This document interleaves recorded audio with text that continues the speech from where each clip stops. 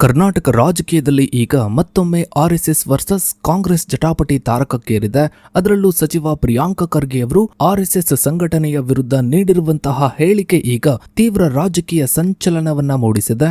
ಆದರೆ ಖರ್ಗೆ ಅವರ ಈ ಸರಣಿ ವಾಗ್ದಾಳಿಗಳಿಗೆ ಮತ್ತು ಸವಾಲುಗಳಿಗೆ ದೇಶದ ಪ್ರಧಾನಿ ನರೇಂದ್ರ ಮೋದಿ ಹಾಗೂ ಬಿಜೆಪಿ ಕೊಟ್ಟಿರುವ ಖಡಕ್ ಉತ್ತರವೇನು? ಆರ್ಎಸ್ಎಸ್ ಮೇಲಿನ ಪ್ರತಿಯೊಂದು ಆರೋಪಕ್ಕೂ ಬಿಜೆಪಿ ನಾಯಕರು ಯಾವ ರೀತಿ ಕೌಂಟರ್ ಕೊಟ್ಟಿದ್ದಾರೆ? ಈ ಇಡೀ ಸಂಘರ್ಷದ ಹಿಂದೆ ಅಡಗಿರುವ ಅಸಲಿ ರಾಜಕೀಯ ಲೆಕ್ಕಾಚಾರವಾದ್ರೂ ಏನು? ಪ್ರಿಯಾಂಕ ಖರ್ಗೆ ಮತ್ತು ಆರ್ಎಸ್ಎಸ್ ನಡುವಿನ ಈ ಬಿಗ್ ಫೈಟ್ ನಲ್ಲಿ ಮೋದಿ ಮತ್ತು ಬಿಜೆಪಿ ನೀಡಿರುವ ತಿರುಗೇಟು ಹಾಗೂ ಸಾರ್ವಜನಿಕರು ಇದರ ಬಗ್ಗೆ ಏನು ಹೇಳ್ತಾ ಇದ್ದಾರೆ, ಇದರ ಬಗ್ಗೆನೇ ಒಂದು ವಿಶೇಷ ವರದಿ ಇದೆ, ಬನ್ನಿ ನೋಡ್ತಾ ಹೋಗೋಣ.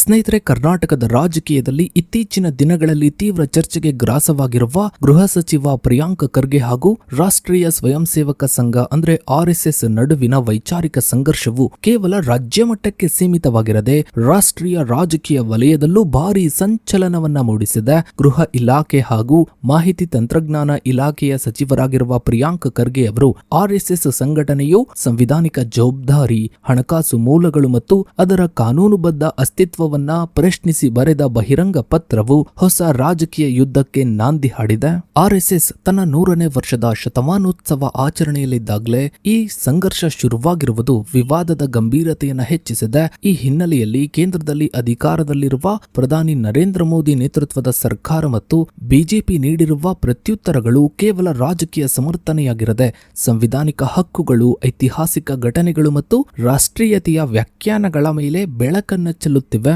ಸ್ನೇಹಿತರೆ, ಈ ವಿವಾದ ಶುರುವಾಗಿದ್ದು 2025ರ ಕೊನೆಯ ಭಾಗದಲ್ಲಿ. ಸಚಿವ ಪ್ರಿಯಾಂಕ ಖರ್ಗೆ ಅವರು ಸರ್ಕಾರಿ ಶಾಲೆಗಳು, ಕಾಲೇಜುಗಳು ಮತ್ತು ಸರ್ಕಾರಿ ಸ್ವಾಮ್ಯದ ದೇವಸ್ಥಾನಗಳ ಆವರಣದಲ್ಲಿ ಆರ್ಎಸ್ಎಸ್ನ ಶಾಖೆಗಳು ಹಾಗೂ ಚಟುವಟಿಕೆಗಳನ್ನು ನಿಷೇಧಿಸಬೇಕೆಂದು ಮುಖ್ಯಮಂತ್ರಿ ಸಿದ್ದರಾಮಯ್ಯನವರಿಗೆ ಪತ್ರ ಬರೆದಿದ್ರು.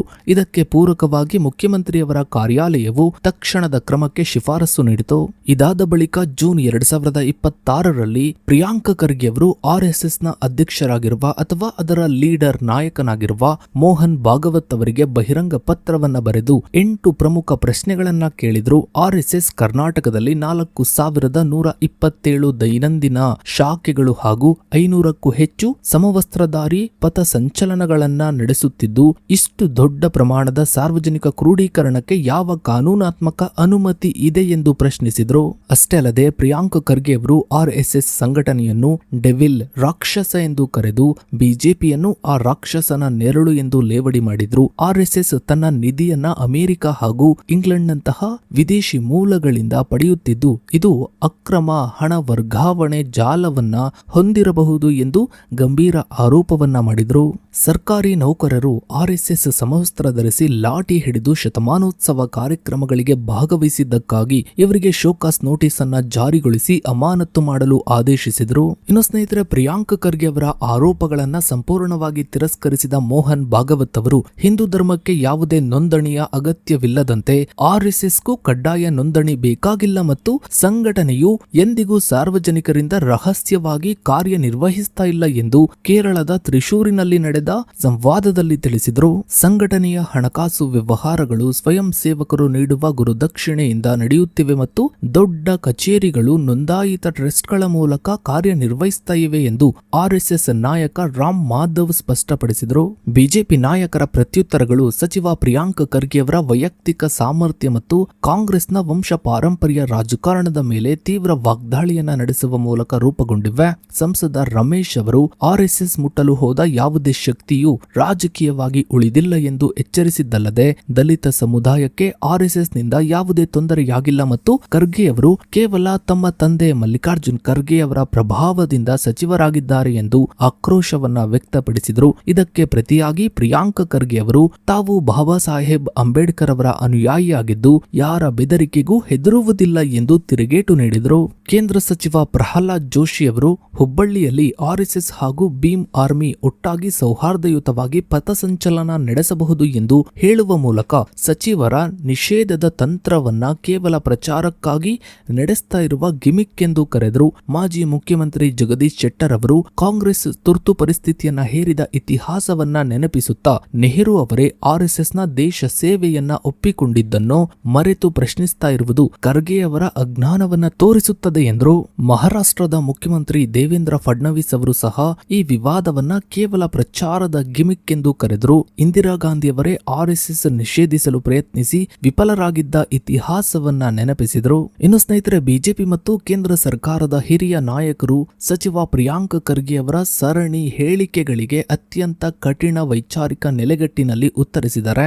ಈ ನಾಯಕರ ವಾದಗಳು ಕೇವಲ ಆಡಳಿತಾತ್ಮಕವಾಗಿರದೆ ಕಾಂಗ್ರೆಸ್ ಪಕ್ಷದ ಸೈದ್ಧಾಂತಿಕ ವಿರೋಧಾಭಾಸಗಳನ್ನ ಬಯಲಿಗೆಳೆಯುವಂತಿವೆ. ಇನ್ನು ಸ್ನೇಹಿತರೆ, ಈ ವಿವಾದವು ಕೇವಲ ಕರ್ನಾಟಕಕ್ಕೆ ಸೀಮಿತವಾಗಿಲ್ಲ.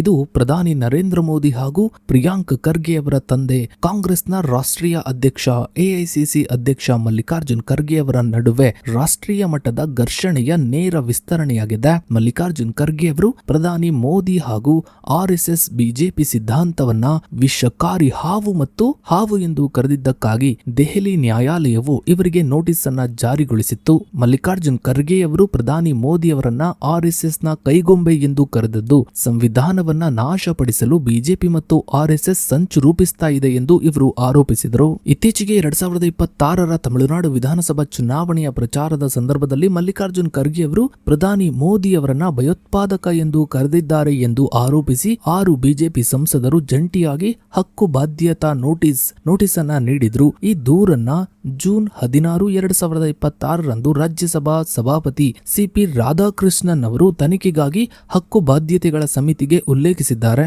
ಮಲ್ಲಿಕಾರ್ಜುನ್ ಖರ್ಗೆ ಅವರು ತಾವು ಪ್ರಧಾನಿಯವರನ್ನ ವೈಯಕ್ತಿಕವಾಗಿ ಭಯೋತ್ಪಾದಕ ಎಂದು ಕರೆದಿಲ್ಲ, ಬದಲಿಗೆ ದೇಶದಲ್ಲಿ ED, CBI ಸಂಸ್ಥೆಗಳನ್ನ ಬಳಸಿ ವಿರೋಧ ಪಕ್ಷಗಳ ಮೇಲೆ ನಡೆಸ್ತಾ ಇರುವ ತೆರಿಗೆ ಭಯೋತ್ಪಾದನೆ ಬಗ್ಗೆ ಮಾತನಾಡಿದ್ದಾಗಿ ಸ್ಪಷ್ಟನೆಯನ್ನ ನೀಡಿದ್ದಾರೆ. ಸಂಸತ್ತಿನ ಒಳಗೆ ಮತ್ತು ಹೊರಗೆ ಮಲ್ಲಿಕಾರ್ಜುನ್ ಖರ್ಗೆ ಅವರು RSS ಅನ್ನು ದೇಶ ವಿಭಜಕ ಶಕ್ತಿ ಎಂದು ಕರೆದಾಗಲೆಲ್ಲ ಪ್ರಧಾನಿ ಮೋದಿ ಸರ್ಕಾರ, ಸಚಿವರು ಹಾಗೂ ಉಪರಾಷ್ಟ್ರಪತಿ ಜಗದೀಪ್ ಅವರು ತೀವ್ರವಾಗಿ ಆಕ್ಷೇಪಿಸಿದ್ದು ದೇಶಕ್ಕಾಗಿ ನಿರಂತರವಾಗಿ ಶ್ರಮಿಸ್ತಾ ಇರುವ ಸಂಸ್ಥೆಯನ್ನ ಟೀಕಿಸುವುದು ಖಂಡನೀಯ ಎಂದು ಸ್ಪಷ್ಟಪಡಿಸಿದ್ದಾರೆ. ಇನ್ನು ಸ್ನೇಹಿತರೆ, ಈ ಘರ್ಷಣೆಯು ಕೇವಲ ಆಡಳಿತಾತ್ಮಕವಾಗಿರದೆ ತೀವ್ರ ರಾಜಕೀಯ ತಂತ್ರಗಾರಿಕೆಗಳಿಂದ ಕೂಡಿದೆ. ಬಿಜೆಪಿ ನಾಯಕರ ವಿಶ್ಲೇಷಣೆಯ ಪ್ರಕಾರ ಕಾಂಗ್ರೆಸ್ ಪಕ್ಷದೊಳಗೆ ನಡೀತಾ ಇರುವ ನಾಯಕತ್ವದ ಪೈಪೋಟಿ ಇದಕ್ಕೆ ಪ್ರಮುಖ ಕಾರಣವಾಗಿದೆ. DK ಶಿವಕುಮಾರ್ ಅವರ ನಂತರ ಮುಖ್ಯಮಂತ್ರಿ ಕುರ್ಚಿ ಮೇಲೆ ಕಣ್ಣಿಟ್ಟಿರುವ ಪ್ರಿಯಾಂಕ್ ಖರ್ಗೆ ಅವರು ಅದನ್ನ ಪಡೆದುಕೊಳ್ಳುವುದಕ್ಕೆ RSS ವಿರುದ್ಧ ಈ ರೀತಿಯ ಹೇಳಿಕೆಗಳನ್ನ ನೀಡುತ್ತಾ ಇದ್ದಾರೆ ಎಂದು ಬಿಜೆಪಿ ಆರೋಪಿಸ್ತಾ ಇದೆ. ಇನ್ನು ಇನ್ನೊಂದು ಕಡೆ ರಾಜ್ಯದಲ್ಲಿ ಕಾಂಗ್ರೆಸ್ ಸರ್ಕಾರವು ಗ್ಯಾರಂಟಿ ಯೋಜನೆಗಳ ಅನುಷ್ಠಾನದಲ್ಲಿ ಎದುರಿಸ್ತಾ ಇರುವ